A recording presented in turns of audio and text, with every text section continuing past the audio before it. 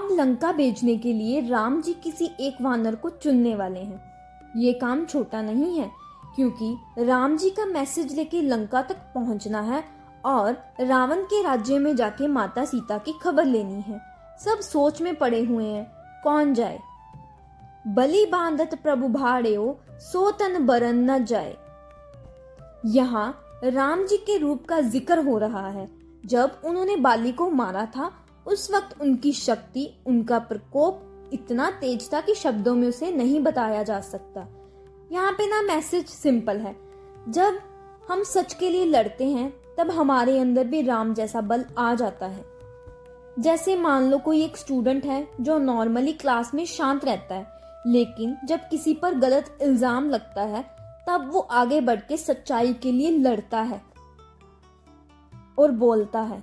यही तो है हमारे अंदर राम जी का रूप। उबे गरी महदीनी सात प्रदशिन धाई। जब सब वानर लंका जाने के लिए तैयार हो रही थी, तब हनुमान जी के अंदर जो शक्ति थी उसका एक छोटा सा उदाहरण ये था। हनुमान जी ने खुशी में, उत्साह में दोनों सेनाओं के साथ चक्कर लगा दिए थे। जैसे जब हमें किसी ने याद दिला दिया हो कि तुझमें तो सब कुछ है, तू सब कर सकता है, तब हम भी अंदर से हिल जाते हैं और खुशी के मारे पूरा घर घूम जाते हैं। ये था हनुमान का सेल्फ बिलीफ जागना। और इस दोहे को हम आगे आने वाली चौपाई में डिटेल में समझेंगे। अंगद कहे जाऊं मैं पारा, ज्यों सन से कुछ फिरत बारा। यहाँ पे अंगद कहते हैं मैं जा सकता हूँ लंका, पर मुझे थोड़ा डाउट है। इस लाइन में हर इंसान की कहानी छुपी है। कभी आपने फील किया है कि आप कैपेबल हो, पर दिल में एक हल्का सा डाउट है।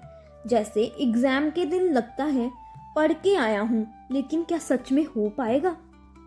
जामवंत कह तुम सब लायक, पठिए किम सब ही कर नायक। जामवंत जो सबसे समझदार थे, वो कहते हैं तुम सभी लायक हो, पर हर काम सब मिलके नहीं करते, किसी एक को तो आगे आना ही पड़ता है। जैसे क्रिकेट टीम में सब प्लेयर अच्छे होते हैं, पर जब मैच जीतना हो तो एक फिनिशर को आखिरी बॉल पे शॉट मारना पड़ता है। जिम्मेदारी किसी एक को उठानी पड़ती है। कह रिश्पति सुन हनुमाना, का चुप सादी रहो बलवाना। जामवंत अब हनुमान जी से डायरेक्टली कहते हैं, तू इतना शक्तिशाली है हनुमान, फिर तू क्यों चुप बैठा है। ये लाइन सिर्फ हनुमान जी से नहीं है, ये हम सबसे हैं।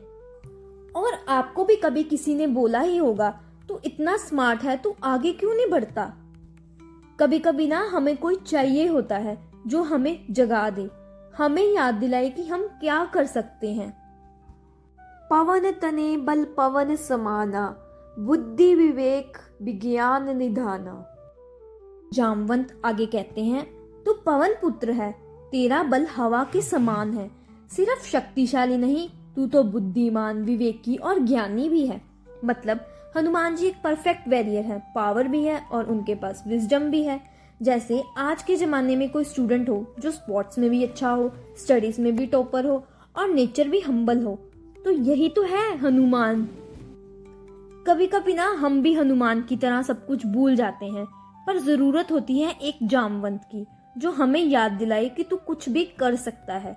हनुमान जी अब जाग गए हैं, अब लंका जाने का सफर शुरू होने वाला है। जय बजरंगबली, जय श्री राम।